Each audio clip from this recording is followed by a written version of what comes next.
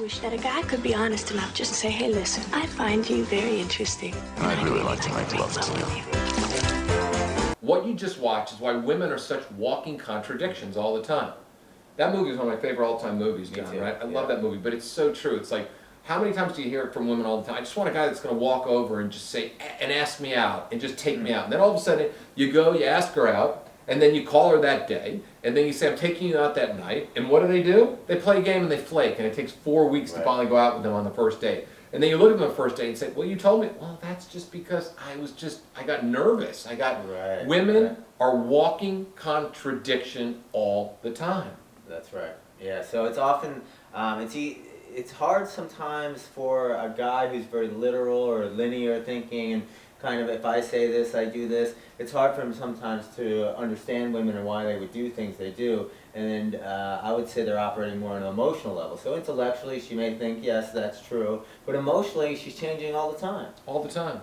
Could be the right time of the month. I mean, you know, she could all of a sudden want that. That same comment could be, you know, a week before her period when she's actually ultra horny, right? And then all of a sudden she might want to have sex, and that would turn her on. You know, but in the middle of her period, you know, when everything's coming out and she just doesn't feel sexy, that alone, she wants to kill you. Women have all these emotional moods all the time. And that's why as a man, you can't take what they say to heart because they change constantly.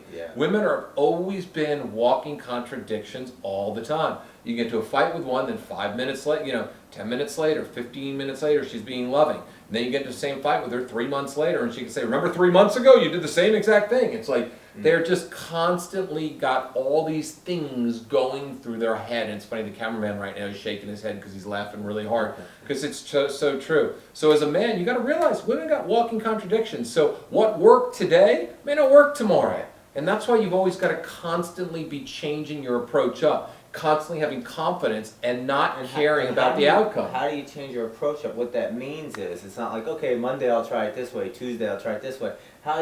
You're constantly listening. You're constantly tuning into the person before you, the situation that's at hand. And as you do that, you adjust accordingly. Instead of coming in with, like Dustin Hoffman did in that scene, just coming in with this kind of straightforward script, no matter what was going on, I'm going to go forth and do this, right? So it's always constantly listening. That's going to kind of inform you as to how to listen, relate, and respond to this woman before you. Well, that's so funny. It's listen, relate, and respond. And that's why there's no standard line that works all the time. And that's why, as a guy, there's no shortcut, there's no magic pill. Women are walking contradictions. And just because of that, it means that you got to go out there and start doing it every day. You got to start there and start approaching women all the time. So here, once again, YouTube people, I challenge you. I challenge the world to go out there and do 10 approaches a day.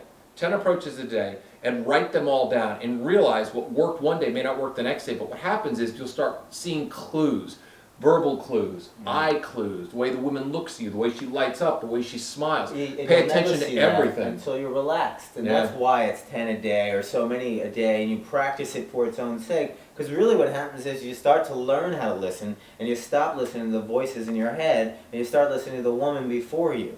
So that's why you practice it, so that ultimately you get relaxed in your body, and then when you can see all these things you're talking about, you can see what's going on in her eyes, you can see what she's feeling, you can see what she's thinking, and you train yourself not to respond from the worst possible thing that, if she twitched her eye, like it means I gotta leave. Like a lot of guys just always interpret everything like, I gotta get out, that means I gotta leave. You know what we can do? Yeah. We can give them the one thing we can tell them about salted caramel. Salted caramel? Yeah, I don't think we should share it right now, do you? No, it's a small. Yeah. All right, see you guys later. All right.